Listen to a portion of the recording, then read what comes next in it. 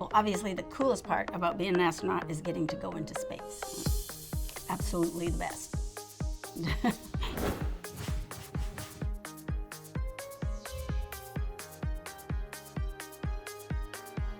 No 2 days are ever the same.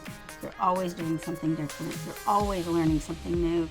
Sunrises and sunsets from space are amazing. And you get to see one every 45 minutes because you basically go around the Earth in 90 minutes. The toys I loved to play with when I was a little girl were dolls. You know, I was kind of a shy, really shy person, so Barbie was like my friend. I caught a wave like a surfer at just the right moment in history when everything was just lined up to finally accept women. I started out as a math major at UCLA. I also knew I wanted something that combined science and being more working with people. And so that was kind of how I gravitated to going into medicine. When I went to medical school, there still weren't very many women in medicine. But actually coming here to NASA, they had already made that transition and they were very supportive. Dr. Anna Fisher. My duties on my first flight, I was Mission Specialist 2, which is the flight engineer, which means on the flight deck, your seat is right between the commander and the pilot.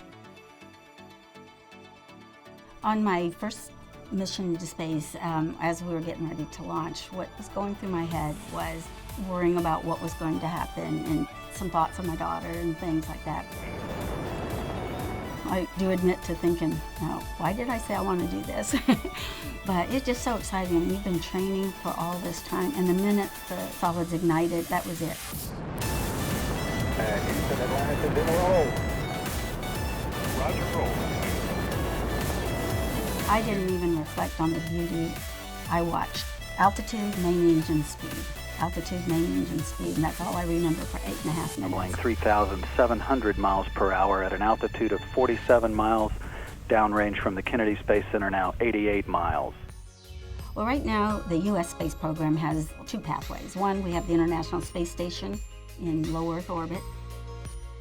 And then in parallel with that, NASA is working on developing the next vehicle to go beyond low Earth orbit.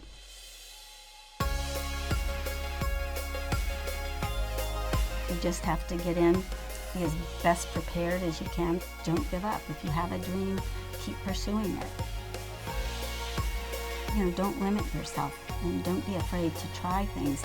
Don't be afraid of failure, because everybody who's succeeded in life will certainly be able to tell you they've had their share of failures. They just didn't let that stop them. Houston is now controlling.